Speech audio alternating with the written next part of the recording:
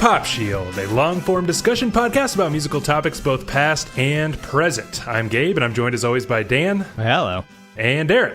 Hello. So, I like to start each episode by asking you guys what you've been listening to lately. Yeah, I've been listening to the new Tim Hecker record that came out last week. A No-Yo, I think is how you say it. It's kind of like a companion to the one that came out last year, Ka-No-Yo. And, man just can't make a bad record. I've just pretty much been focusing on the band we will be discussing today, just, getting it all out so I can put it away for the next decade or so. Okay. I've been pretty into, I'm not going to be able to pronounce any component of this. Alton Goon, I think it's pronounced. It's like that U with the two dots over the top or whatever.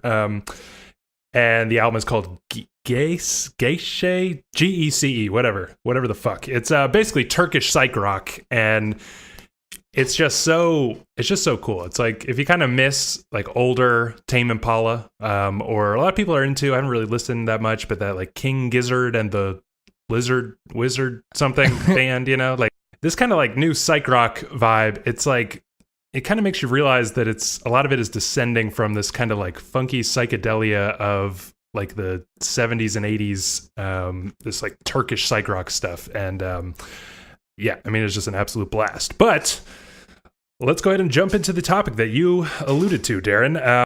A few weeks ago, Tool announced that their first album in 12 years will be dropping on August 30th. And like a lot of people, the news got the three of us reminiscing and frankly joking about our shared teenage Tool phases. Indeed, I don't think we're alone in having gone through a period of complete obsession with this band before suddenly deciding that literally nothing could be more lame. So, we decided to revisit Tool's discography with particular emphasis on what's generally considered their crowning achievement, 2001's Lateralus, in order to figure out why the band inspires such polarizing reactions and if either of these assessments is fair. Let's start by describing our Tool fandom. When did you get into Tool, and how big of a fan were you? Yeah, I was like a huge fan. I think it was like, it was probably like ninth grade, I guess, maybe eighth or ninth grade. My cousin was like into them, and, he got me into them, and I was just absolutely like obsessed with that. But, I had a Tool backpack at school, posters at home, everything. I mean, I actually met Darren like because of Tool, Wow, I forgot about that. Yeah. Yeah, almost like identical for me. Like, it was the summer between 8th and ninth grade, I believe, and my cousin, who was like a year older, had really been into Tool or whatever, and that's how I kind of found my way into it. And Dan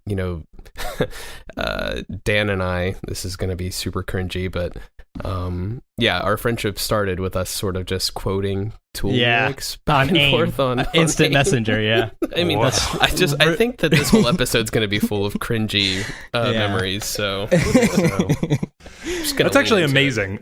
It's amazing because it's like when I think of Tool, I think of, like somebody's stoner older brother has to tell them about it or something. And it's great that you both basically discovered Tool in that exact way. Yeah, we don't have older brothers, so yeah, it's right. because my cousin's a year older than me too. It's basically the same thing. Yeah, wow. Cousin has to do. Yeah, I think right around high school, ninth grade or something like that was, I probably learned about them through Darren. So vicariously, but through very nice Darren's cousin. And yeah, I became utterly obsessed for a time. This was back when you had to pick one CD and put it in your CD player and take it to school. And I mean, just months and months where like basically all I needed was Anima, and then again, months and months where all I needed was Lateralus. Certainly branched out from there, but there was just this period where, God, I was almost more obsessed than maybe anything else. I thought a lot about this, and I wonder if you guys did too. What was so appealing about them at that time? Yeah, I thought a lot about that too. And I think it's just like, it was the first band that I like knew about that had like a bit of like mystery about them. Some lore. There's like this lore, early internet stuff. It was like one of the first fan sites I would go on was like this big Tool forum. And people were always trying to figure out, like what do these music videos mean? What is this, the weird artwork? And then, all this like Fibonacci, all that crap. Right. I read like fucking Crowley books and, dumb shit like that. And, it was just like the first band I knew of that like had something like that, and this like sort of darkness about them, and it just I feel like it was ripe for ninth grade me to like want something, it was like a little subversive or something at the time. I felt like it was, I mean, all of that I totally agree with, and the music videos, I think especially because when you watch them, or when I was watching them in like ninth grade, I had never seen anything like it. Same. You know what I mean? So, I think the music was sort of, accessible to me. I maybe not to everyone, but it just was kind of right there at the right moment. I had just been going through like a Nirvana phase, I think, and this sort of took things to a bit of a deeper level, and then, as you're sort of getting into high school and sort of like trying to, I don't know, understand yourself in some ways, like it was nice to lean into something that just made you feel like, this is like deep, this is intelligent stuff that like, the average punk at school is not going to understand, you know what I mean? Exactly. Yeah, there's something about that I think is actually so fascinating, because it's and think about like their aesthetic. Their aesthetic is this kind of what people might call pretentious, but this kind of like deep, like thinker, philosophical kind of thing. And it also, there's a certain, like a weird animosity between Tool and their fans, quite frankly, where it's like they, sell t-shirts where you're basically like labeling yourself as a Tool, and a certain like, a certain thing where it makes you feel like, oh, I get it. I'm in on it. Everybody else is stupid, except for me. Right. There's something about that, and there's something just really, it was so appealing to me at the time, because I was really incredibly angsty in high school, just angry for no reason, or maybe there was a reason. I was becoming like sort of politically conscious at that time. We grew up in like sort of the South basically, so I'm like becoming furious about rednecks and like learning about the Iraq War and Bush and, like all this stuff. And I'm like so angry, and here's this like group that's just really, really helping me channel that and feel like justified in my anger. Exactly. You guys kind of relate to that? Totally. Yeah, I mean that makes a lot of sense. This was like a band. Darren said that like they were quote unquote smart. It was like now I realize like this album, like Lateralus, went platinum, and it wasn't this like small group, or anything. But like you might hear Schism on the radio here and there, but like they seemed like sort of underground, even though they really in reality weren't. And it was like this almost like a cool little club you could join. And then the more you like knew about the band, deeper into the club you were. And it was just it was like the kind of the perfect age when you're like searching for that like sense of belonging and everything. And and like you said, Gabe, like you're coming into political consciousness and everything, and like while the band doesn't sing about politics necessarily, there's an anger in it, especially like Undertow and Anima and stuff, and Opiate. There's like Bill Hicks and all that stuff was really speaking to me because I learned about him through Tool, and he's quite political, obviously. Exactly. I got into Bill Hicks because of Third Eye.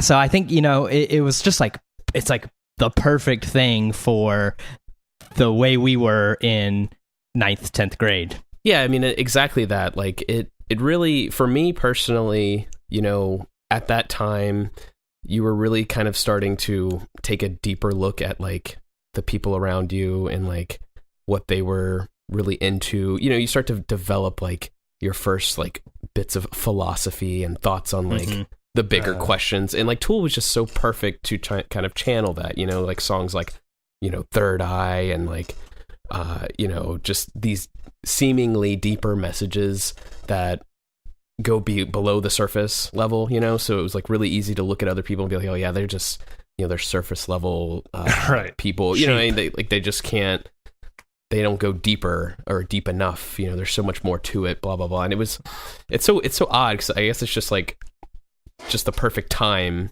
in your life to kind of experience that, yet we're listening to an album that was, both of these albums were, like Anima, for instance, is like, what, 96? I mean, it was like old by the time even we were listening to it, you know what I mean? But it felt so appropriate for the time. Yeah, it really, really, really did. And then, beyond the aesthetic, there was obviously something musical that was very appealing, but it's weird because, it's obviously what you would describe as something like alternative metal or like prog metal or something. And, that all sounds really horrible to me right now. But I was trying to think about this, like, is there anything, Dan, like in your current tastes that you can somehow trace back to Tool and be like, oh, those were like the parts that I must have been gravitating toward? Yeah, I was thinking about that a lot listening, especially to Lateralus. And like, yeah, definitely. I mean, Lateralus and Anima were like the first things that I listened to that had 13-minute long songs and stuff. Whereas now, I mean, probably a vast majority of the stuff I listen to is like very long and everything. So I do like credit it as giving me like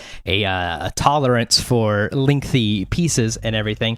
And, just sort of like the overall like atmosphere. Lateralus has like all those little like sort of segue type tracks, that are we'll get into it more, but it it sort of like builds an atmosphere. It's like builds an album that's like a piece of work. Anima was the same way, right. And like I talk about it all the time on this podcast. I like love when a record is like a piece of art. It's from start to begin, it's all thought out. And, I think the first thing that I really listened to, or at least was like really into, that was like that was Tool.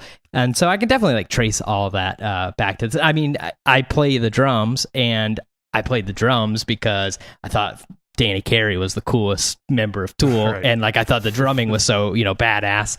And, it made me go buy some drums, and used to use Danny Carey signature sticks and everything, like, so Did you try to rebuild his kit there. 64 like, drums or something. I did. I had a double bass kit for a little bit and stuff. And even those sticks were, Danny Carey's like 6 foot. He was like a basketball player and stuff. I'm 5'5", and at the time weighed like 110 pounds. Those sticks were built with somebody with like giant tree hands, not built for me. But it was I like definitely credit Tool with like setting me on a path that I followed down. Yeah. What about you, Darren? Yeah. Similar, like I remember when I was first listening to Anima, like I felt like Third Eye was like the longest song I'd ever heard ever. Mm-hmm, In fact, the first few times that I was like listening to that record, I just couldn't get through it. Like it was just too long, let me get back to Stinkfist or something, like, you know what I mean? And now coming back to it, it's like, it's already over. You know what I mean? Listening to classical music, things with like really long pieces, similar to what you were describing, Dan. But, other than that though, I guess like the sort of like very metal-ish guitar stuff, I don't know. I don't think that there's really much that I'm listening to these days that gets me into that. I am, I've always been a sucker for, insane drumming, and, so but even nowadays, I don't really have anything I think that would truly compare. What about you, Gabe? Yeah, I mean, it's actually kind of interesting because there's a lot of stuff that I do think I must have been gravitating toward at that time. Stuff like Swans is obviously has a lot of similarities, to Tool in a way. Even though, what do we say, that Swans is Tool for adults? Yeah. But there's something about that, like just that. It's almost like a post-rock thing. Obviously gone to post-rock a little later, with these like long songs that are supposed to build in intensity and be some kind of like huge piece, I think about other stuff like, Slint. I still love, obviously, and there's something about these kind of like hypnotic, interesting time signatures and stuff, but it's meant to be sort of like I don't know, punishing or or like constantly driving. There's almost even like a maybe it feels like a stretch, but certain aspects of minimalism, like the way that Philip Glass, these like arpeggiating kind of like lines are like start interweaving and interlocking and changing in time signatures and beats and stuff. And I guess I found that really interesting. I also found like just the sludge of it pretty great, which I now really like in like I've been listening to the new Sun record a lot lately, and it's almost like the first inkling of Sun or Earth or something that I ever had was basically back in the Tool days, so it feels really, really distant. But then when I really, thought about it, there are some connections. Now, at what point and why did you basically fall out of love with Tool? Are you like me where they became like incredibly repulsive in a way at a certain point?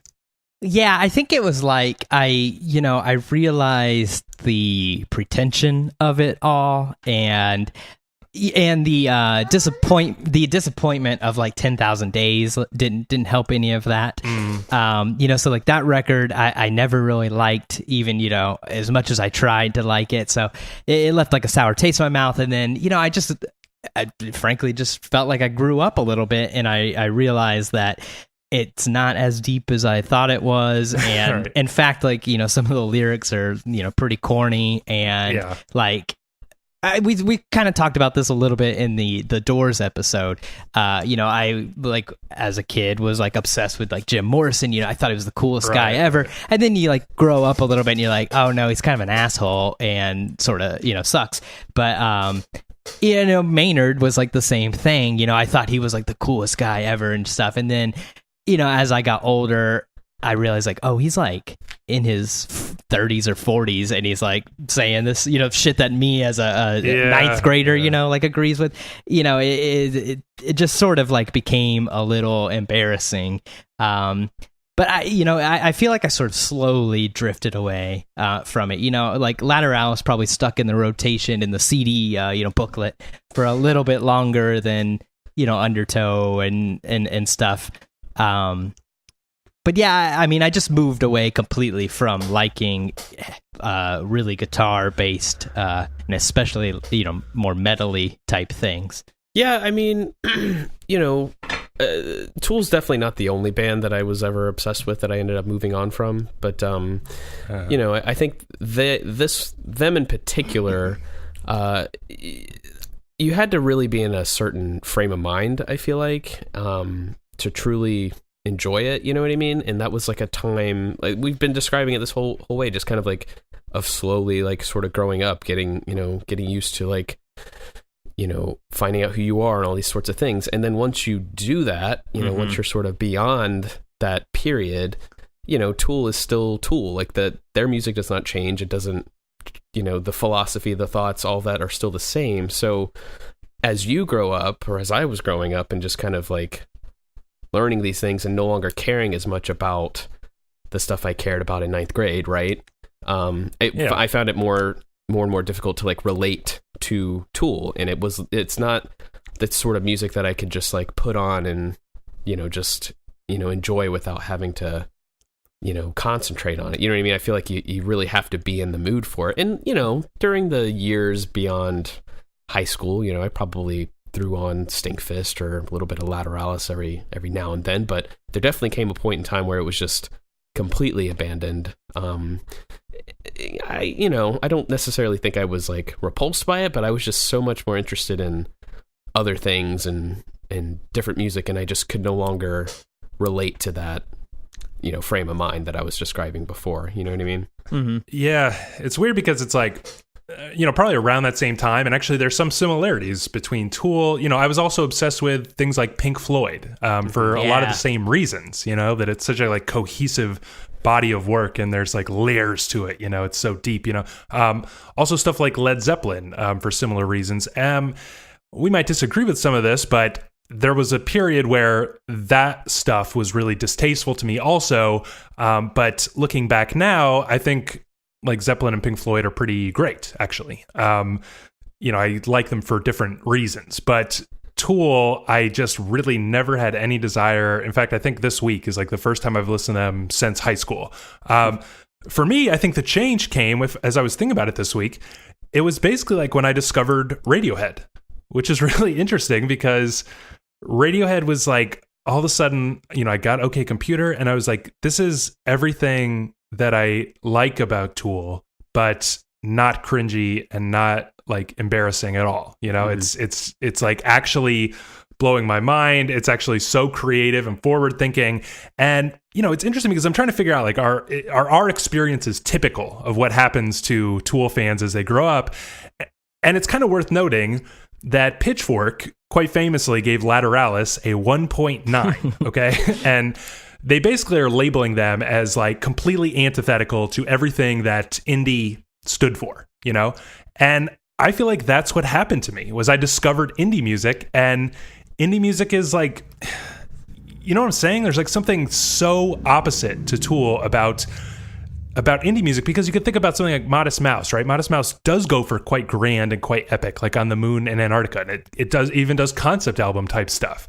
And yet there's something so different about the approach. I think you kind of know what I mean? Yeah, and I agree with you. And I think that thing is like the technicality of Tool. They're using all these weird time signatures. The drums are like, switching time signature, going all crazy and stuff. And that is just not like something that happens in indie music. Yeah. Not the virtuosity, really. Yeah, that's the word I was actually looking for. Like that's just not really like a tenet of indie music. Like, sure, don't send me an email. I'm sure there's some bands that have it. But, the when you think of like the tenets of indie music, you think of like some people who, were friends and amateurism. They formed a band in their garage, Whoever was, sort of the best at playing guitar, played guitar. The other guy played bass, and then, they found the guy who sort of knew how to play drums. You just don't really think of like virtuosity and stuff.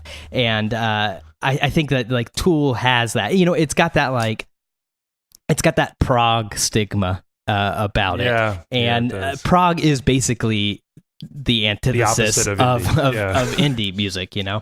What do you think, Darren? Yeah, I mean, I think it's also a matter of like Tool music, Tool fans, everything Tool is like so serious. Like it takes itself so seriously. You know what I mean? I took myself so seriously as I was listening to Tool.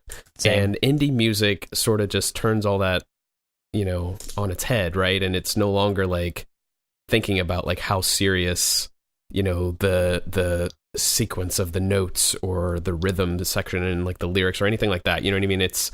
I don't want to just say that it's like fun and doesn't care about anything. It's not that. It's just, I don't know. It's like, it's really hard to describe without like, I'm like thinking of like people, you know what I mean? Like a person who I could think of as like, they take things like way too seriously, but this guy, like he just kind of goes with the flow and is like less, you know what I mean? It's like really hard to describe it, but like that really opened a lot of doors for me, like indie music gave, that's perfect. And like, Radiohead was kind of like that too, where, I don't have to think so seriously about everything, you know what I mean? Exactly.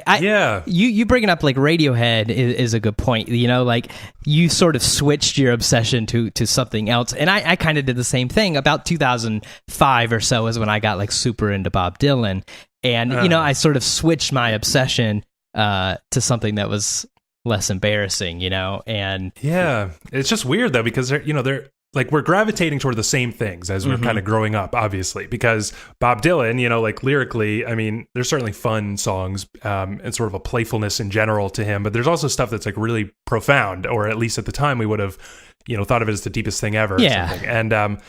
And yet there's something not so self-serious about it, or something just a little more honest about, like because Isaac Brock from Modest Mouse, he's always like seriously just questioning like the universe, like why is the earth here? And like, he gets all like, but there's something kind of like innocent about it. It's not, I don't know. It doesn't seem, he's, with Tool, it's almost like they like when you think of that, it's like they're almost like we have the answers, whereas like Isaac or Dylan or something is like what is the answer. And I think like because I still like deep music. I I enjoy, a deep lyric or whatever, a philosophical thought. But it's the difference of like the pondering and the like explaining with some weird math thing that is made up, like Tool does. Yeah, right. Yeah. Okay. So I think we'll keep coming back to that. This like, what is it about them that sort of made us, repulsed us at that time? But before we get into our experiences revisiting Tool this week, I want to kind of talk about Lateralus as if we were doing sort of a normal review. So how would you describe the sound of Lateralus for somebody who's never heard it before? It's proggy, but it's not, all the way prog, it's not Yes or something like, or, Emerson, Lake and Palmer or whatever, it's not like that, like a glittery synth over, it's like a metal version of that. But it still has like some atmosphere to it. Yeah, kind of like an alternative metal where, other than the drums, it's not. Yeah, it's not like, because like in middle school and stuff, like, I love Slipknot and stuff. It's not like that kind of metal. It's not like, something that's sludgy and kind of like, it's closer. It's closer to like the Melvins than to Slipknot or something like that. The vocals aren't shouted or yell. I mean, he'll yell, but it's not like that. Right. It's like for effect, and it's not like constant, and it's not like a growling, that I hate it now, like anytime somebody's just like screaming, it's unpleasant to listen to. Tool doesn't really do that, so there's a cohesion, an atmosphere, like that. A lot of melodicism. Yeah, and that's all the sort of the proggy elements, but then the drums and the like guitars pretty heavy and everything. And so it's like a really like a melding of early 2000s metal with the prog of the 70s and late 60s. Yeah, King Crimson style. Yeah, I think they toured with King Crimson even. Yeah, what about you, Darren? What would you describe them as? I think I would maybe just add, Tool is kind of like what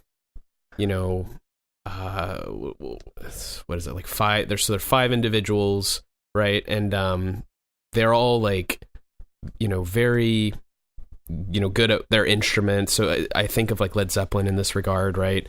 You have the guitarist where you're going to hear a lot of like basically your drop D, like really thick chord based riffs, right? You've got a bassist who really stands out. So it's not just like kind of drumming along or whatever, or playing along like with the rhythm. He's doing a lot of like really interesting things.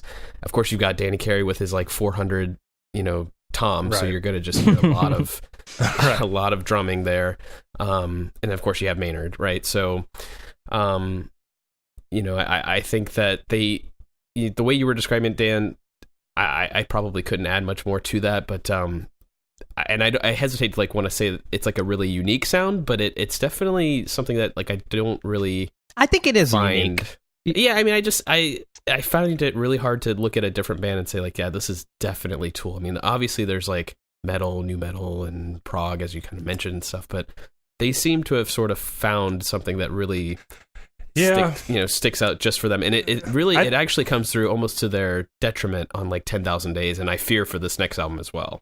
Yeah, you're right, actually, because I think that there's something about them where they take these... they take this sort of sound, and I'm not really super clear on all the details, but it's something that you would call like a post-grunge sound. A lot of bands around that period are starting to sound like this, and so it might be possible that Tool's kind of influencing them because they actually start quite early, like when grunge is still full-blown, And we can sort of say that there was always like a metalishness to like Alice in Chains or... or Soundgarden, like early Soundgarden stuff. So it's sort of coming out of that, but it's growing out of that into this like pretty dark and heavy and sort of overtly metal inspired thing that you would end up hearing, later on in, God, I was trying to think of bands like from my youth, like Chevelle, Breaking Benjamin, Seether, System of a Down, Deftones, super Deftones, Korn. Okay, there's a lot of Korn type, but they do something with it where they kind of make it feel like bigger and grander and like more serious than that stuff. So it's like especially on this album, you often have these kind of slow buildups and these kind of like circular guitar lines and stuff. And the bass is, like you mentioned, is often quite, I don't even know how to describe it, but it's like so clean that you can hear like the strings sort of vibrating and stuff. And it gives this kind of spidery like intricacy to these looping rhythms. And a lot of times like the time signatures are changing and it's just interweaving. And of course the drums are like completely intricate in the same way. And then they often do this thing where they, sort of build this up or just explode, but it just goes into like a pure fury before sort of mellowing out and like vibing out again. So I think that's it's like that vibing that gives it that, like it feels closer to the 70s rock of King Crimson than a Korn. Yeah. You know what I mean?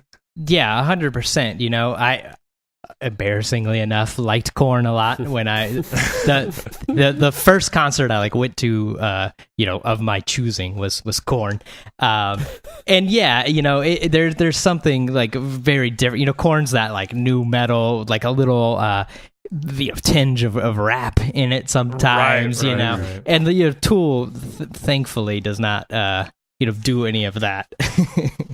Yeah, and for this album specifically, I hesitate to jump into like criticisms and stuff, but I think it's going to be inevitable. But basically, there is a kind of raw sound that, this week I basically re-listened to Anima a little bit and then a lot of Lateralus for this conversation. Wanted to go farther than that, but it's just like their albums are pretty freaking long. So, Anima was always my shit in high school. That was like really my favorite by a lot. And I sort of realized this week that there's a lot more just, I don't know, distortion, but also like kind of looseness and fuzziness to that album.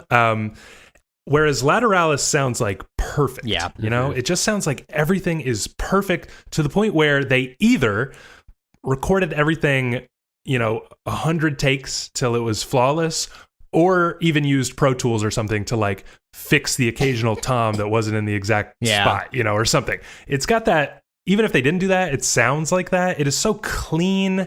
And I think it really hurts this album, how sleek it is. Did that strike you guys at all? Yeah, I was actually thinking that because I listened to like Opiate a bit over the week, and that record is like two of the tracks are live, and it just sounds like kind of loose. I think it came out in 92, and it's like it sounds like maybe the best of those like post grunge kind of bands, like it hasn't gone full, radio rock yet, and it was like kind of raw, and like there was like a little bit of punk in it and everything, and then when you get in that sort of like, it seems like every record that disappears just a little bit, like Undertow still got like quite a bit of it.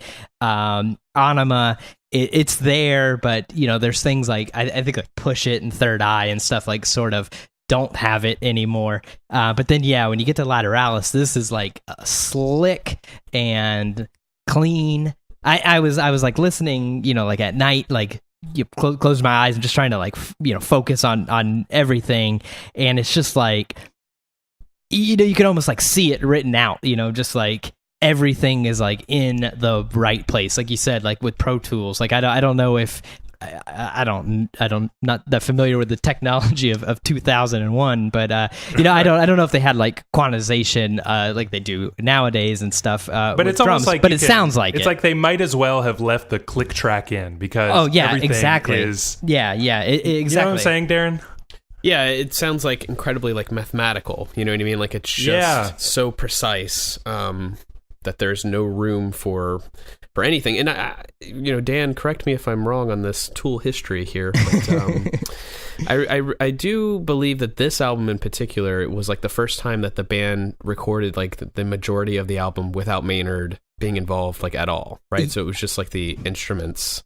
Yeah, I think don't quote me, but a little off on my Tool trivia, but yeah, I think you're right. They definitely did it with 10,000 Days, but I think it started here where like basically the band recorded the record, and then when they were finished, Maynard came in, wrote and recorded lyrics, as sort of a secondary. It sounds like that. Yeah, Right, it really exactly. does. Yeah, that's what I'm saying. Like if Maynard's not there and it's just them, spending the whole summer or more playing the songs over and over again, I can imagine why it would get to this point where it is like so perfectly. I mean, they in had sync, they had what 6 years with Anima's 96, I think. So yeah, I mean, they had 5-6 years of working on this record, But I also kind of feel like it sounds very recorded. So like. There's always this problem when you're recording music because it's typical to do things separately, but you want it to have the energy as if it was, played live. This is like the eternal issue. Like, how do you capture a band's live sound basically on a studio record? Yeah.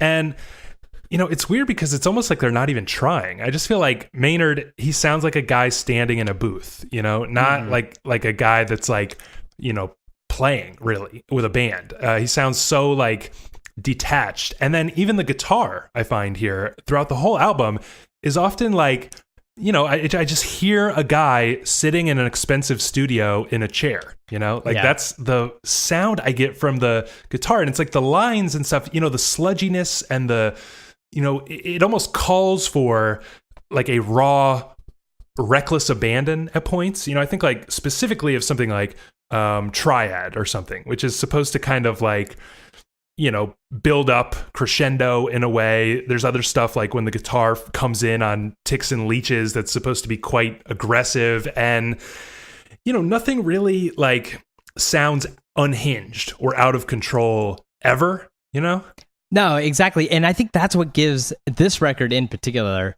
that like sort of proggy feel. Like prog is always, or at least what I'm familiar with, it's like usually like very calculated, there's not, and it was sort of a reaction to punk that was the opposite of that, it's calculated, the notes are where they're supposed to be, and it's like you could separate out the guitar track, the drum track, the bass track, whatever, and it doesn't feel like it doesn't feel like those things were recorded at the same time or in the same room or anything.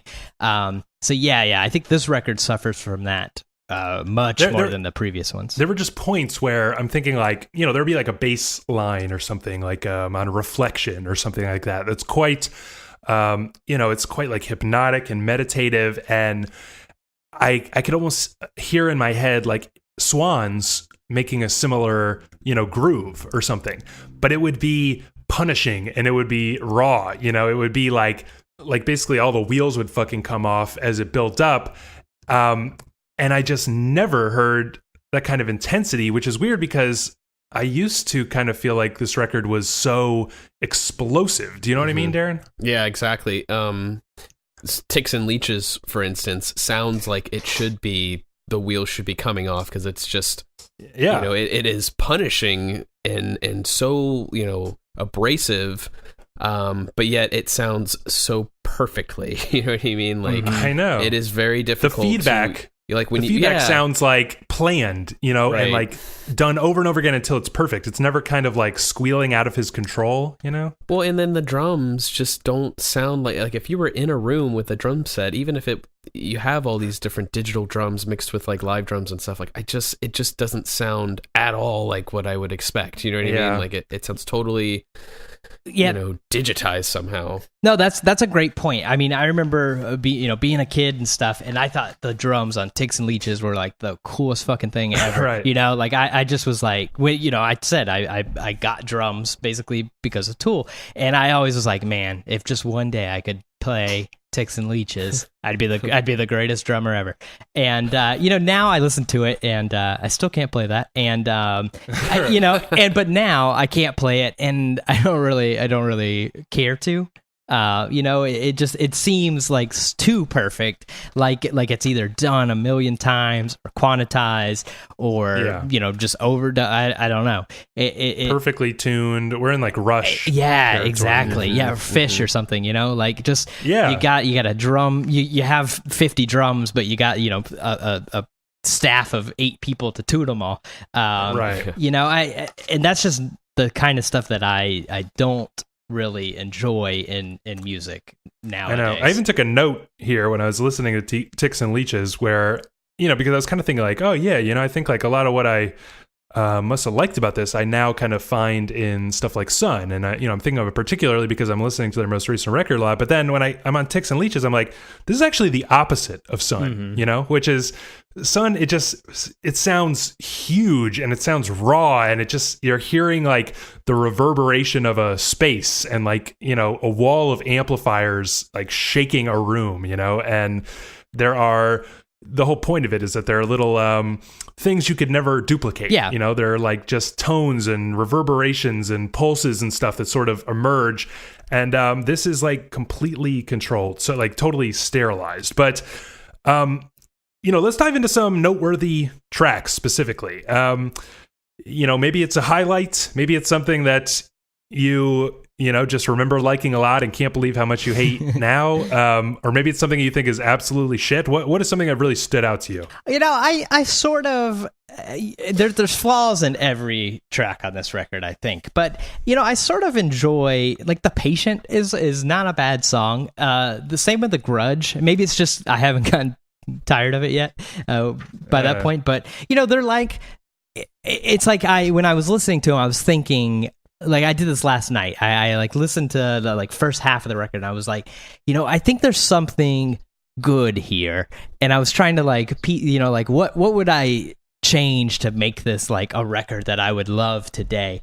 And it's like, yeah, I think you guys kind of really brought it out. It's like, if you just if instead of it being so perfect and so shiny and so waxed over, like if this was recorded live in a studio as a band, I think things like The Grudge, I mean Ticks and Leeches would be great if it was unhinged and everything like you guys were just saying, but The Grudge, The Patient, I think like really have potential that just sort of falls flat with the mistakes and everything. But then also this might be pure nostalgia, but Schism, kind of a heater, that's not a bad song.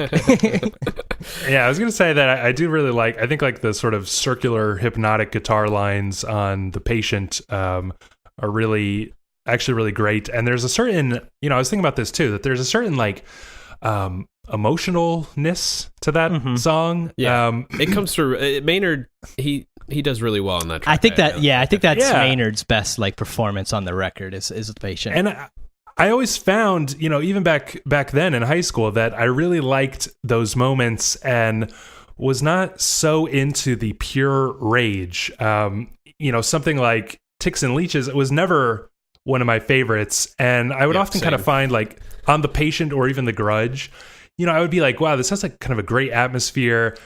I don't really need the like thrashing out that, like it just the obligatory thrashing and yelling that has to happen sort of at the climax of every track. But Darren, what were some things that stood out to you? I mean, my favorite song on the record is the title track, Lateralus. It was a favorite back in the day. It was probably had the highest play count on my iPod for a long time. And I still, yourself. To this day, to this day, I still find that track to be pretty much, perfect by Tool standards. This is the one that has the whole Fibonacci sequence going on and stuff. And it's, it's, to me, it's less like deep in that regard, but just kind of cool to listen to and kind of pay attention how the track evolves to this sort of like mathematical sequence of stuff. Yeah, it's like really, really, really neat. And I think it's like a cool achievement. And another thing that I find very interesting is, again, like if you consider that the band had like basically constructed the song and then Maynard kind of comes in afterwards to put it together with like lyrics, like how well the lyrics play along with this idea of like a spiral and stuff, like really it just works really well. And it's one of the reasons why I would skip over Ticks and Leeches, because I just wanted to get to Lateralus, which is the next track on the record. There's something pretty interesting actually about like the sort of the through line of this album. Like the bigger theme is something about, it's like the idea is good, but it's just executed in usually a pretty corny way, but it's something like transcendence or spirituality achieved through science and like mathematics and stuff. Mm-hmm. There's some sort of like attempt to bridge those to reach some higher plane, and right, because you have like layers to the body. Like if you look at like the artwork or Alex Gray's artwork, which of course I have the book, right. Yeah, and there's something about like that song Lateralus, which is really, I think, kind of neat in the sense that the message of the song seems to be something about like embracing randomness, of the universe. And yet the whole thing is perfectly formulated, but there's something kind of cool about that it's like basically you're listening to like a mathematical principle, and it's kind of like the same, cool vibe that I get from like, Steve Reich's Music for 12 Musicians or 18 musicians rather. It's like, you kind of feel like you're listening to math, but there's something like really moving about it. Lateralus is a song where they nail that. And yet other times I feel like this idea is handled so cringily, where it's just like, he's kind of just saying like deep nothings in a way. I think of like Parabola, where it's kind of like doing the same trick. And he keeps talking about like choosing to be here in this body or something like embrace the material or something, even though we're all spirits or something like that. And then he keeps saying like, this pain is an illusion. And I'm like, wait a fucking minute. You just said like I should embrace my body. I think you just thought that pain is an illusion was like a cool line, I get, it's like, it goes like, we are eternal. This pain is just an illusion or something like that. Yeah, that totally contradicts the message of the fucking song, which maybe that was intentional, but it feels like it was intended to have kids write this on their notebooks, Exactly. I a lot of Tool lyrics are that way, they're cool things to write on your notebook, and I'm sure I fucking did a lot of that. But he contradicts himself a bit, and just some of it is just so stupid. It's almost, like when I was a kid, I might have said that Maynard was the best part of Tool, but now I kind of think that Maynard is sort of the thing that holds them back quite a bit. Yes. Can we talk about this? Because seriously, like I listened to 10,000 Days. This week. I'm glad you're bringing this up. When I listened to that record, I was like, oh my god, it's Maynard's fault. Like this that record is bad because of Maynard. I thought the exact same thing because I listened to that record and I was like, I wonder if this is as bad as I thought it was when I was in high school. And the first couple tracks, like it was a Jam by Vicarious. Like the music is like pretty, Tool standards, like pretty good. Follow up to Lateralis, basically. Yeah, but exactly. But the lyrics, especially Vicarious, it's so cringy. It's so like embarrassing. How about Rosetta Stone? Oh my god, yeah. I'm glad that you at least like sort of can't understand him half the time. That was a good choice. Whoever thought of that. I did kind of feel that way listening to this record because it was kind of like all week I just would put it on in the background and just kind of reminisce and stuff. And it wasn't until today actually that I pulled up Genius and I followed along to the lyrics to sort of remind myself of those. And they were pretty embarrassing overall. Stuff like The Grudge, right, is about having a grudge. And that's it. And there's sort of like there's like peppered through it is this kind of like astrology shit, like about Saturn and stuff like that. And it's like kind of brilliant because you could say like, yeah, dude, it seems like it's about holding a grudge, but it's like deeper, There's always something that like, you think about like schism. Schism is about when you're having a schism with another person. That's what the song is about. Okay. So it's a breakup song. And yet, and the lyrics are really kind of like, I just think like, oh my God, like I could have, I would have written this kind of poetry in 9th grade.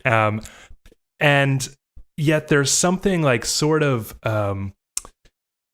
just intangible about it that like, he's like vague enough that you could read into it a lot, but I really don't think there's like that much going on, Well, and that song was like that was a mega hit. I remember hearing that on like 98 Rock, a local station here, just all the time, like the mainstream alternative station. So it was hard for me to to love that song because I felt like, not that I felt like they were selling out, but I just felt like, it was like the mainstream. Oh yeah, man. like, oh man, You gotta go back and listen to what is it, Hooker with a Penis? Adam, and learn that he sold out before you ever even heard him or whatever the stupid lyrics. That's right. And I'm still giving him money. No, exactly. But yeah, you're right. With the lyrics are so cringy. It's stuff that, I mean, it spoke to me when I was in ninth grade because it's the kind of stuff you would write when you're in ninth grade. But I just looked it up. He would have been either 36 or 37, depending on whenever his birthday is. When this record came out, which is I'm 31 now, and I would be very embarrassed to write any of these lyrics down. Yeah. I mean, that was kind of like the thing of that time. All those bands, like, whatever, all those post-grunge bands were kind of like really creepily talking about high school things. Right. Yeah. So do you think that they are intentionally writing for that sort of audience? I wonder. I do. Everything about Tool listening this week gives me this vibe of like, they are a stadium rock band and they think about the stadium tour that they will go on. And they know their audience. Album. Yeah, they do. They know all this stuff. They know their brand. They're very conscious of it. I was thinking about that as like a possible explanation because I was like, God, there's something like so sterile about the way this is recorded. And I realized that a lot of times there's really just like one guitar. It's not like layered up that much. Right. And I was kind of thinking like, this is almost like designed for their live show. This is like, we're not going to add anything that we couldn't easily do live, because there's stuff where it's like, oh, there's like, I'm going to add a little atmosphere here. And it's just like a single synth, just kind of like whatever. Or it's like it's just put some phaser on the guitar or something. It's really, it's not like something like that was blowing my mind when I discovered Radiohead, where I was like, oh my God, there's like worlds in here, It's really quite pared down. And I do really believe that they think about like the stadium tour. You agree with me? Yeah, I could see that. I mean, especially there's only 4 people in the band. I know like live, like Danny takes care of some of those like weird, accoutrements that happen with like triggers and everything. But yeah, everything is sort of like able to be played live, and I saw them for the 10,000, right when 10,000, it was either right before 10,000 days or right after 10,000 days, and they, they still were playing a lot of Lateralus, and it sounded like the record, it wasn't like a different thing live. And I know, it was always like a big thing. They only played Ticks and Leeches live one time. I don't know if that's still true, but up until the point, and it's like, when you think of, and the reason they couldn't is because like Maynard yells so much. Like I realize now, it wasn't like it's too hard to play or there was too many layers. It was just simply like it would ruin his voice to do it for a whole tour. Right. That's true. No, yeah. I mean, I totally agree, and I remember seeing them live, and I guess I didn't think about it. Yeah, I saw them with you. Yeah. So their record, Salival, that live record, has a version of like Push It on there from the Anima record that's like totally different, and like I love it so much just because like it just would be so cool to, it goes back to our conversation about live albums, like to see things done in a different way. But like Tool is just not, other than that song, I can't think of any other example where they really deviate from the plan, what I mean? Like basically that what you're talking about is because they have like a guest, it's like Danny's drum teacher playing like tabla drum, and that's like basically the only reason why it's different. I thought about this on this album, especially because when I went back and listened to Anima, you might say it's lame, but I actually think it like really, really works well for Tool, where they have a lot of that Eastern type of stuff going on. It's like they add, as on Anima, they add like tabla and stuff a lot. They add like these kind of like droning, they might be sitars, they might not, but like there's like, there's something they're trying to create this like meditative, some of like the dronier parts sound like almost chants, and there's barely any of that on this album. And I thought it was like really a missing kind of like color from the tonal palette here that made this sound like quite, there's actually, it's the same exact like tonal palette on every single song, which makes it a bit like trying. But And I really thought they could have spiced it up a little bit with some of that like Eastern stuff. Even if you do think it's lame, it like is a much needed reprieve. On that note, also in regard to Anima, I find the sort of interlude tracks of this album quite disappointing. It's weird because we talk about Tool being really serious, and of course they are, but Anima is quite funny in a lot of ways, They're like, this was like my first, my introduction to trolling, before the internet, basically, and before 4chan and all that stuff, because, like naming a song Stinkfist or something, and it's about like, it's fucking hilarious because it's got this kind of like self-serious message of like pushing on through to the other side and stuff, but they frame it as like anal fisting, which is really fucking funny. And it almost seems like they're joking about themselves a little bit. There's stuff like Useful Idiot is like kind of a prank on the audience, for the vinyl version to think, because it's a locked groove, on that, on the vinyl. And it just sounds like a record like fucking up. Message to Harry Manback is funny. It's like an answering machine message that some angry Italian, I don't know, left. That's hilarious. We've got Intermission, which is like kind of a fun, like circusy version of the riff that's going to be on Jimmy. And then most famously, we've got this Die Ihr von Satan or whatever, which is like a cookie recipe as if it was a Nazi rally, in German.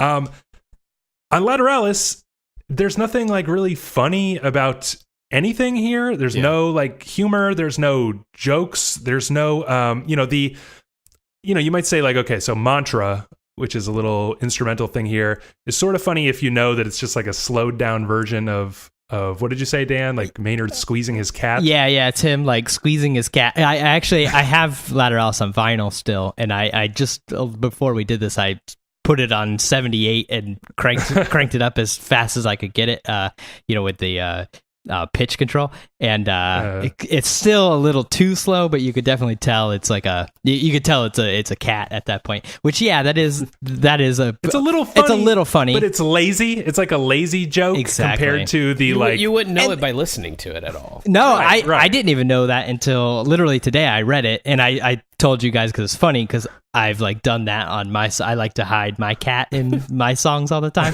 just because I think it's a little bit of a funny joke. So maybe I got ninth grade humor still, but you and Maynard, we're best buds. But yeah, I mean, Tool like up until Lateralus like always had sort of this funny stuff. There was everything. Opiate has that like Gaping Lotus experience, I think it's called, and it's like some weird story about Maynard's friend taking acid and peeing on his lighter and stuff. And then Undertow has a couple like little joke, like 4 degrees is supposed to be like the ass is 4 degrees warmer than vagina or something stupid like that, And I mean, when I was in 9th grade, there was nothing funnier than that. It's a little juvenile, but it's still like, no, exactly. It's and Underhood, what is it like? Disgustipated. It's like this weird hidden track on track 69 on the CD, where it's like he's like a preacher, like talking about carrots and rabbits or something. I forgot about that. And Salival has Maynard's dick as a bonus. It's like basically he took all that humor and then he made Pussifer, like his side project band that I never even liked when I was young.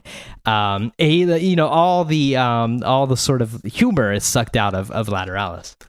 Yeah, and there was something funny about like undermining their own self-seriousness. You know what I mean, Darren? Yeah, and I think that part of that probably comes from like being a band together and like writing an album together, you know what I mean? And sort of understanding like, hey, the music does sound kind of serious, but I could totally see these sort of like funny ideas coming up in the midst of writing. Whereas, by the time we get to Lateralus, Maynard is not checked out, but he's just off doing other things. And this is like more of like just a project to come along and, write down some lyrics. And then it gets worse with 10,000 Days, because at that point he's got how many other projects, Dan, No, yeah, exactly.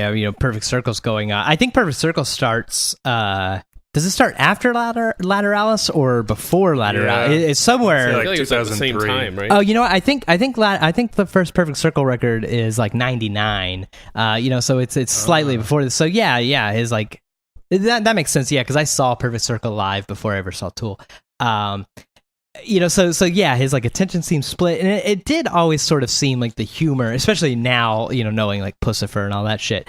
It did seem like the humor sort of came from Maynard, and because the bonus track here on Lateralus, I think it's the coolest of their like bonus tracks, but it's basically devoid of humor. It's this like recording from Coast to Coast AM, a radio show I used to love when I was a kid. By the way, came on after Loveline. I used to always listen to it. But it's like this guy talking about aliens, and the broadcast gets cut off. And I know that track was like completely put together by Danny Carey. It's like his reverb unit. I think it's probably a Space Echo RE20, like going bad, and he was like sampling it like basically dying, and then added this radio show on it. But it's cool. It is like sort of a spooky, cool like thing on this record. But it's humorless. There's no joke in it. Yeah, because they used to sort of joke about aliens and stuff in a way,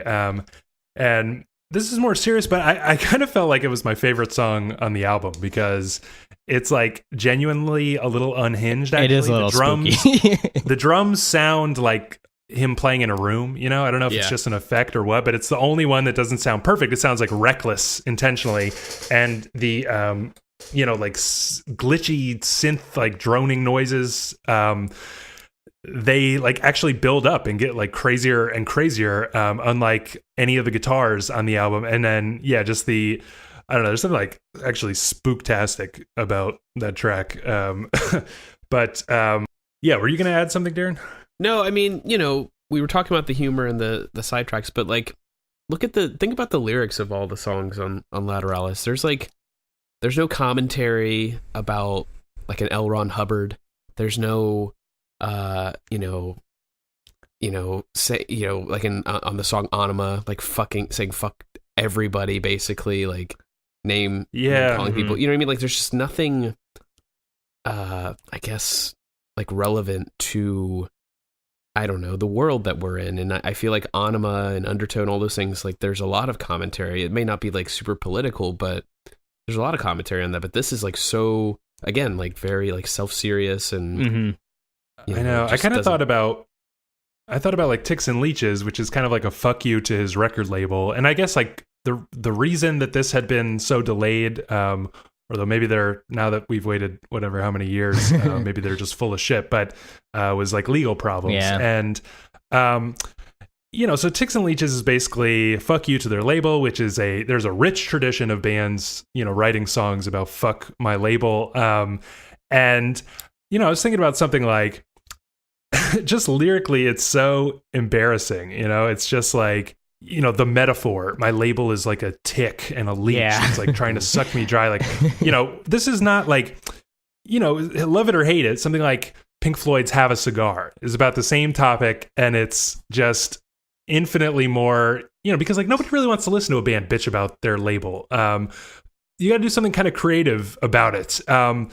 I think about something like Nirvana's radio-friendly unit shifter or something, which is like a real funny send-up of that, but also kind of angry. And then, we could even come back to Hooker with a Penis from Anima, which is like, not the label, but like fans accusing him of selling out, as we were talking about. And it's like actually kind of funny and done in a way that makes me care, and it's not just like a pretty rich rock star complaining. Yeah. You know what I mean? No, exactly, because again, it's not like completely self-serious, especially in like Hooker with a Penis. He's sort of like, he's knocking himself down. He's saying that, I sold out before you ever even knew who I was. He's talking to you as the listener, saying like, yeah, and look at you, you're going to buy this record and buy the next one or whatever. Yeah, he's saying that if anyone's an idiot, you're the idiot. And I love the like, I genuinely like, I think it gets a little corny at the end when it's like, shut up and bye. But I love the part where it breaks down and it's like, whatever he says, like everything you see on TV and hear on whatever is a, brand begging for your dollar. It's like, it's actually not even cringy. It's actually true, and like to say that a famous band is selling out is to be so clueless about how like the music industry works or something. So it's like, it's like he's making fun of himself, but he's actually so dead on. And Ticks and Leeches is just embarrassing, you know? Yeah, I mean, it's like, you know, calling a lawyer a shark. You know, it's just like it takes no effort or any, you know, the metaphor is so paper thin that it's almost distracting. You know, nowadays when I listen to it. Yeah. So, you know, I guess we've sort of bled into the, you know, idea of what it was like revisiting and things that kind of surprised us coming back. But did you find listening this week that there was anything redeeming about this album? You know, I sort of I sort of enjoyed going back to it. You know, part of it was nostalgia. You know, I probably haven't listened to this in, you know, close to 10 years, if not 10 years. And this was like at a time, probably I would have said my favorite record of all time, you know, and it is weird to like listen to something that you haven't heard for so long and like still know every lyric, you know, and everything, you know, like I felt like I had just listened to it yesterday. You know, so I enjoyed, I should have started texting you the lyrics. That's what I should have done. That's what we should, because yeah, exactly. Yeah. You know, so like that was fun, like the nostalgia, but like I think I sort of enjoyed listening to, you know, like it was definitely a flawed record. Like I said, I listened to it and I thought like the bones here are pretty good. You know, there's like a good song here. It's just over polished. You know, there's just things that you could change and you could make this like a great record. Whereas, you know, other things I listened to in early high school, middle school, I don't think I could say the same for, you know. I don't think I could take. Right. I don't think if I listened to, you know, whatever Korn record, I think it would just right. be. I think it would just from start to finish, it would be a miserable experience. Whereas this, it was like, you know, you got a little cringe here and there, but overall, especially if you just didn't pay attention to the lyrics that hard, you know, I would say like I sort of enjoyed the record. You know, like I didn't have to force myself to listen to it. I listened to it, you know, maybe more times than I like absolutely like needed to for the podcast and stuff, you know. Am I going to continue, you know, adding this in the rotation? I highly doubt that, but you know, like I didn't hate it, I guess is what I'm saying. Yeah, I pretty much the same. You know, I enjoyed the sort of like trip down memory lane, you know, listening to Anima, listening to Slival, listening to this record several times.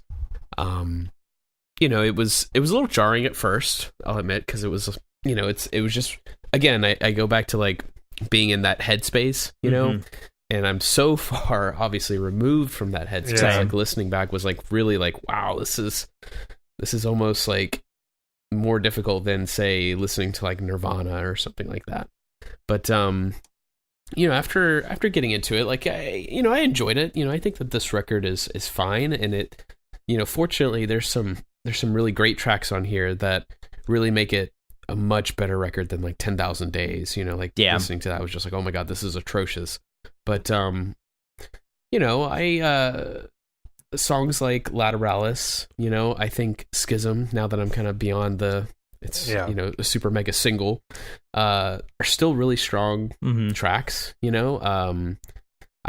We talked about The Patient. I think that's a great track as well. So I think those are, you know, some redeeming qualities. I like you, Dan, I don't think I'm going to come back to it in terms of like rotating, but like I certainly can imagine myself, you know, revisiting every now and then. Yeah, I was, you know, I think there's some interesting stuff here. Like I was kind of saying, you know, you really kind of got to just like ignore the lyrics. There's some nice vocal melodies, but I found myself on one hand feeling the way, you know, like something like Queens of the Stone Age. Okay, so they're another band that I would kind of, you know, it's not exactly the same and obviously not even close to the same level of obsession or anything like that, but it was kind of like I liked them back in the day, and I firmly believe, and in fact I think their first album is kind of testament to this, as well as like their sort of previous like Caius stuff, that if it wasn't for the slick, you know, like rock radio production, that those would be actually like pretty cool records. And I kind of feel the same about this. It's like, it's for me almost ruined by the clean, slick production, the sterilized playing that we were talking about, Pro Tools vibe that you get. But this exact record, like played, for real, like in a garage or something, if it was produced by Steve Albini, it might be like an absolutely amazing record, honestly. Because musically, there's just like a lot of really cool stuff here. But I will say that I found myself kind of like really underwhelmed by this record, and actually in maybe even beyond a nostalgic way, enjoying Anima a lot more. I agree with that. Like I said, this one was just like a lot more serious and pretentious than I thought it was. And people would always say, "Oh, Tool is so pretentious," and I would always kind of think to myself, like, I don't know. I always thought of them as like really funny. Even though there obviously was like a deepness and an anger and stuff to it, but that's all gone here. And I really, if you had asked me before last week, I would have, I wouldn't have thought that. I didn't even realize that there's no humor whatsoever on this album. Yeah. I think, like Anima and stuff has like a sort of like Ween quality to it, where it's like, it's a serious band and they're like really good musicians and stuff, but yeah, they can like kind of poke fun and be a little jokey, or or like they know their new video is going to be on Beavis and Butthead. Exactly. It's sort of that Frank Zappa sort of type thing at times, but being able to poke fun at yourself, and yeah, that's just completely gone here from Lateralus. But I'm glad you brought up like the Queens of the Stone Age thing, because I was thinking that exact same thing. Because one, I heard of Caius because in the old Napster days, I would get like weird live Tool things, and they had like done Demon Cleaner, which is the Caius song, and that's how I like found that band. And but then Queens of the Stone Age, I listened to a lot of Loveline, like old Loveline tapes, and one of the like bumper musics they've been using on the ones I'm at now, which is 2000, is like some Queen of the Stone Age song. I don't know which one, and it's like that little like 10-15 second bumper. It's like, oh man, that song's like pretty rad. And I'm like, I should listen to that record. But then I remember like, oh no, they just fuck it up, and it's clean, shiny, overproduced. And I don't know if it's just a symptom of the early 2000s. Like that was like the peak of like the music business. Like I watched the Schism video last night, and I thought like, man, today a band like this, right, that's not top 40 pop hit, would never get enough money to make that music video. Right. Like I was looking at that, I was watching the whole time I watched that video. I was like, God damn, how much money did this cost? It was like probably like that video. It probably cost $1 million. Like, or close there to it. And like, that would never happen today. And I think that is part of the problem, is that the music business was so flush with cash that a band like Tool, that is like, while popular, alternatively popular, like had $1 million to go make a record for 5 years and polish it this shiny. Nowadays just nobody would be able to do that. So I'm sort of hopeful of the new record. Maybe it won't be so polished, but they probably have so much goddamn money left over from these days that they still can do it. But yeah, I mean, I think the early 2000s, there's so much music that like could have been good if they just didn't have so much money. Because it's these bands. Tool is like a perfect example of the kind of band that like takes these strains of like what's going on in their era, and they like kind of transcend it a little bit. They, because I mean, obviously that happens a lot, but there are sometimes where what they're taking from is what is objectively really shit. We were talking about in our 2009 album episode, The Dream. I didn't think I'd be mentioning The Dream on a Tool episode, but The Dream, he like takes the materials and the sounds and stuff from ringtone rap and turns it into like this glorious, Prince-esque composition skills, songwriting skills, and it makes for like a, kind of a weird dated vibe, but something really interesting. And so I just feel that way about Tool. I feel that way about Queens of the Stone Age, where it's like they're working in the world of alt rock, which is like really objectively terrible. They're taking it to another level, but it almost like can't escape it. You know what I mean, Darren? Yeah, for sure. So, I wanted to ask, Well, maybe we should just, since we're on the topic, we'll jump ahead a little bit. On that note, do you find Tool in general, Lateralus specifically, at least interesting as like a historical document? We were just talking about like how they kind of, in their era, it's almost like they belong there, but they transcend it a little bit. I mean, is this something that people who want to know about, I don't know, 90s alternative rock and stuff, this is going to be one of these defining bands of their era? I don't know. It's so hard to say because I want to say yes, but I'm like, I think it might just be like such a personal historical document that I'm like, I've got foggy vision with it. But I don't know. It's really hard to say because, like, yeah, it does like transcend a lot of those, the crappier bands. Like this isn't anything like Korn or Limp Bizkit or anything like that. But it's like, well, I forgot to mention that I do really hate the like rap rock part on Ticks and Leeches and the Grudge a little bit. They flirt with the rap rock. yeah, I guess a little bit, but at least it's not a whole record of it like those bands. But like it's definitely better than that. But I think there's like so much just actually better stuff from 2000.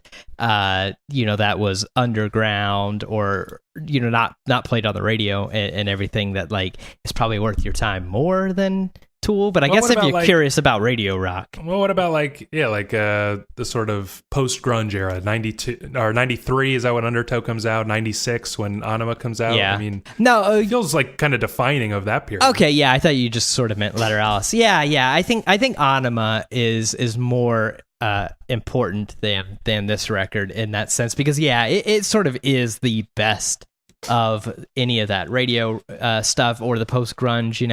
Like I haven't listened to Alice in Chains in forever, but I'm sure it's a lot worse than listening to Anima today. Yeah, and there's no doubt that like basically after Anima, we have like a 5-year gap, and in that 5-year gap, new metal and alt rock gets heavier. You know what I mean? Mm-hmm. We have all those bands that we mentioned before come to popularity and stuff, basically riding on the backs of like that sort of style that Tool was sort of introducing. You know what I mean? Yeah. I would definitely think that Anima is like a must-hear record.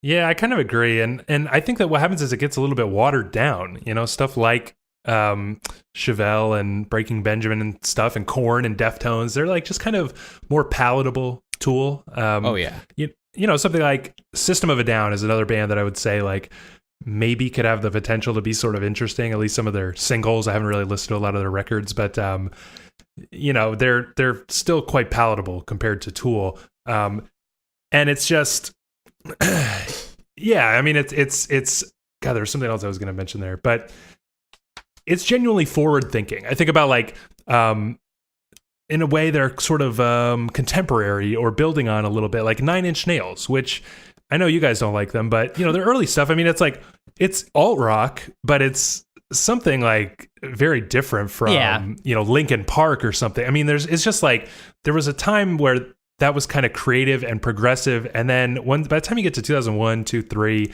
as it's dying, it is so watered down and lame in a Limp Bizkit kind of way. Yeah, I don't like Nine Inch Nails, but I do agree with you. Like I think Tool is sort of in a similar camp as Nine Inch Nails. It's not the greatest thing you're ever gonna hear or whatever, but like of things that like still were popular and whatnot, it does have like a place, and it foreshadows like what's to come. Yeah, and there's sort it's of like a through line, basically. Right? Yeah, exactly. If somebody comes across a band like Chevelle somehow, like going backwards, like and you knew about it, you would say, well, I mean, if you like Chevelle, you've got to check out Tool or whatever. You know what I mean? Like you've got to go back to. Yeah, I think Tool is kind of like the best place to get back to at some point. I agree. Yeah, and by the way, Nine Inch Nails you can also enjoy a lot if you ignore the lyrics. So that's another thing. That does. I did think of like sort of an interesting, maybe side sort of question, but Tool. Like basically, I'm wondering what is their influence? We've been talking about it a little bit, and it's like they basically only influence bad. They only created bad. Mm-hmm. if you look at their own influences, there's kind of interesting stuff going on there, because there's stuff like, I mean, they must have listened to Earth, because that was like such an important document of grunge, like coming out in the grunge kind of era, like grunge taken to its logical extreme. They must have listened to Slint. They must have listened to King Crimson, obviously, and it's like, yeah, I found a video of like Maynard and Danny on like some MTV thing where they like got to pick the music videos, and I watched it because I was curious of like what they would pick for that same reason. And they played a Swans video. There you go. And they played a Ween video. And they played a King Crimson video.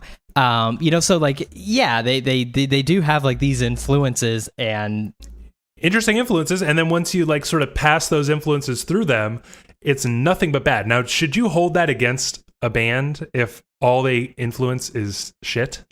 I want to say yes, but I don't have a good reason why. Why not, Darren?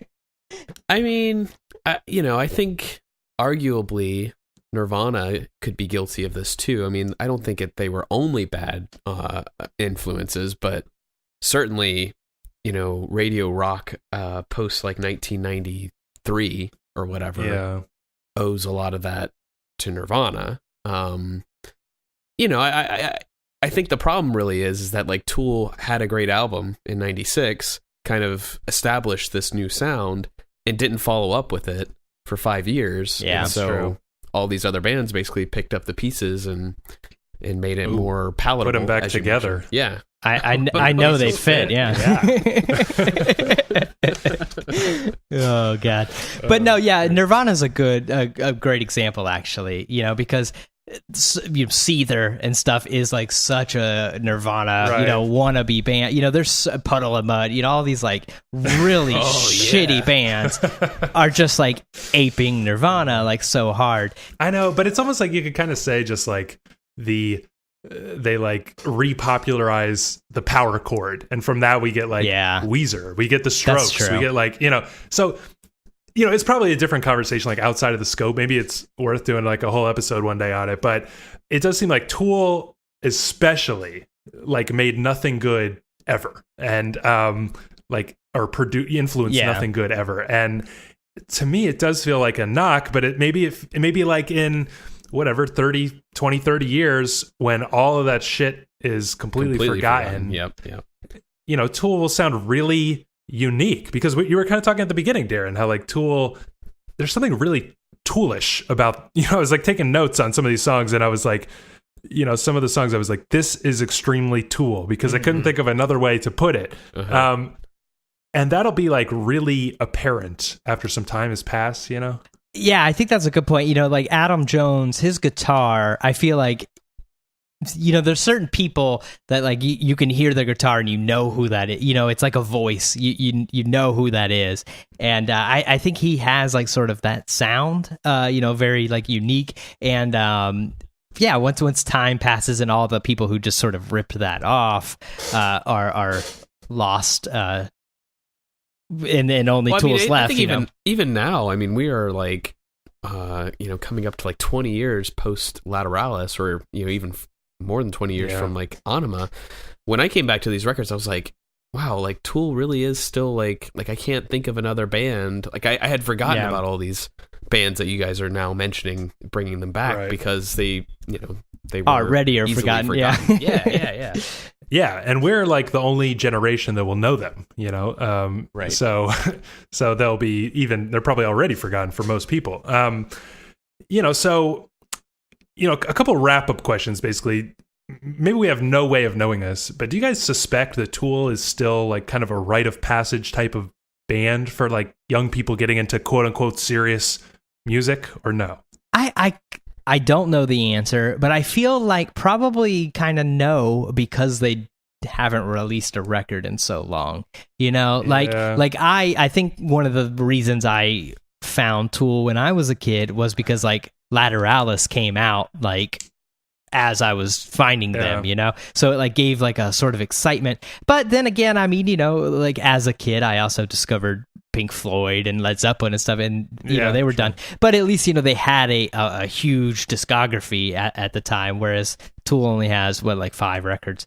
So yeah, I really don't know. I don't know if they something need about to them. be. I think when we were kids, you know, they were like the only weird quote unquote like band you could go to Best Buy and pick up. And now you could get their shirt at Hot Topic. Exactly. You know? And now you don't really like, now the internet is so, you know, we had the internet, but it was, you know, a whole different thing. You can find just sort of better stuff easier.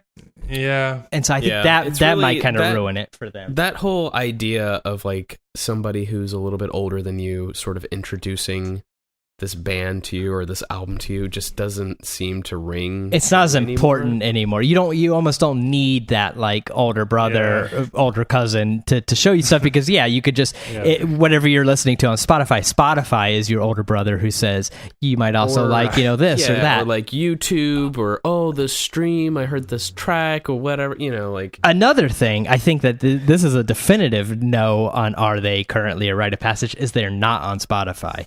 Yeah, they're one of the last big holdouts of streaming, and I think that kills them. In that, absolutely fucking up. You know, because what 13-year-old, 14-year-old kid, you know, somebody might be like, hey, you know, you should check out Tool. They pull it up on Spotify, it's not there. Fuck it, I'll go on to the next move thing. on, never think about them again. Basically. Exactly. And then they think, oh, geez, I guess I'll have to go to Best Buy and buy the CD. And rip it on my computer. That actually is an enormous fuck up. Like, they are missing an entire generation. Anybody who's not on streaming is absolutely fucking up. And that's why I wonder who's going to be listening to this new album. I wonder if this new album will be the time, because the other big holdout, strangely enough, King Crimson. And King Crimson, they just went on Apple Music, and in a couple weeks they're going on Spotify and everything else. And they even said, you know, like, oh, well, we, you know, everybody said that the music industry was dying, but we noticed that our CD sales and stuff were going up. So we didn't think it made any sense to go on it. And then they basically admitted, like, they were wrong. You know, and then we realized that an entire generation was not learning about us, you know, like, so we got to get our asses on streaming. It's so true. Okay. So one thing I'm curious about, are you guys curious to check out the new album? Yes. Right. Yeah, I definitely will. I definitely will check it out. I was not at all, but because we listened to it this week, I will probably check it out. But if it's, you know, 10,000 Days did not make me excited about it. I'll say that. No. Yeah, I wouldn't. I'm not excited. I would be expecting a disaster completely. I am. Yeah. And I will still definitely give it a listen. And so then I think that's kind of like the central question of this podcast episode is like, fucking why? Why am I even remotely interested? I don't know. Curious, because it's so strange. Because like weirdly, I saw on Pitchfork like 2 days ago that Slipknot has a new record out, and oh my God. No interest, no idea why that was on Pitchfork, but that's another podcast. But yeah, like I loved Slipknot when I was a kid, sort of around the same age, maybe a little bit younger. But I have zero inclination or desire anything to check out that record. But I feel like even if we didn't do this podcast where I went back and listened to Tool, I still would have listened to this new Tool record. I don't know. I think it's because I don't even, you know, it's crazy because I'm probably not even going to check out the new Modest Mouse album unless people say it's good or something. Yeah, no, that's a good point. Yeah, because I'm not even going to check it out probably because I didn't even listen to the last one because I like heard one song and could tell it was shit immediately. I will give this Tool album a listen. I don't know why. I mean, maybe it's because they haven't, released a ton of records. I mean, that could be. Yeah. Between 2006 and now, had they released like 4 or 5 records, probably would have given up. Would have been bad. And by this point, we'd been like, okay, no, I'm not gonna. Yeah, I think that is maybe the main reason. Is yeah, you're right. Because if they had released an album in 2008, I would have listened to it because I still was like. 2008, I might have like still been sort of like into Tool a little bit, like it hadn't that's completely when the real faded. 10,000 Days album would come out, right? Exactly. Yeah, exactly. But then if that one was bad, and then there's another one in 2010, maybe I'd listen. But by now I would have given up. But yeah, maybe that's the thing is that there is this like 13-year, gap. What have they come up with? I know it's going to suck. I know I'm going to be disappointed. But it's that if I never listen to it, there'll always be that, what if that Tool record is fucking fantastic? So that's what you're motivated by, is that you know, you're kind of like, because I just know it's going to be a disaster, but I'm like, I feel like obligated for some reason. I can't tell if it's nostalgia or if it's because there's actually something redeeming about them, but I'm like, well, I'll have to just check it out. I mean, I spend so much time with Tool in my life, I'll just have to see what they're doing. And it might be that rarity factor. I like to, because even if it's not on streaming, which normally if it was like something I was only like mildly interested in, if it's not like, you know, I'm not going to fucking bother downloading it. But even this, I will, you know, I will go to Best Buy. I will, exactly. I'll be there at midnight. Yeah. Okay. So, we're running out of time here. What did we learn today? Did we get to the bottom of why there's such polarizing, feelings toward Tool and whether they deserve it or not? I don't know if we have solved it or not. It might be pretentious of us to say we did. Yeah. I don't think we. What the fuck's the point of this podcast? What did you learn, Darren? I mean, you know, I think it's we're sort of trapped in this situation because Tool just happened to be at the right moment for us as we were growing up. You know, like you mentioned, Gabe, I don't think generations after us are really going to have this sort of thing, maybe with a different band perhaps, but certainly not with Tool. I think that there's a lot of nostalgia obviously going on here, but Tool, like Radiohead, like Nirvana, you know, some of these major bands, the Doors, that we've like obsessed over, you know, we obsessed over them for a lot of different reasons, and even but because we did obsess over them, I think they've sort of earned a place, you know, in our hearts, maybe, where we're just always willing to come back and give it a shot and remember why we liked it, you know. And I think we just mentioned this, but like the fact that they did not oversaturate us with a bunch of bad albums, it's a little bit easier to forgive them, maybe. I don't know. Yeah, they maintain a little bit of that mystery that they had somehow. I think that like I'm always really interested and really enjoy like revisiting bands that have these kind of really troubling or confusing like legacies or something, you know. Like we did the Doors, and it basically turned out the opposite, where I feel like the Doors are, you know, everybody gets obsessed with them, there's the backlash, and then I believe if you revisit, they're actually pretty great. Tool, maybe a little different, but those, you know, I think it's important to realize that this is kind of how music criticism works as a whole. Like, you know, in the Rolling Stone era, stuff like classic rock is revered as that's the canon, you know, and then by the time you get to the Pitchfork era, that stuff is shit, you know. Mm-hmm. And there's just backlash and then reassessment, backlash and reassessment. That's like all the history of music criticism is. So while I can't say I enjoyed Tool that much, I do think they're a fascinating case study in backlash and reassessment, basically. Yeah, I think that's well put. So enough for this week. What do you think? We'd love to read your thoughts on the air. Give us an email. That's popshieldpod@gmail.com. We'll have our next episode in 2 weeks. Not sure what we're doing yet, but if you like the show, help us out by subscribing. Leave us a 5-star review wherever you get your podcast. Stay connected. Twitter, Facebook, Instagram, all that is at popshieldpod. And we'll see you in 2 weeks. See ya. So long.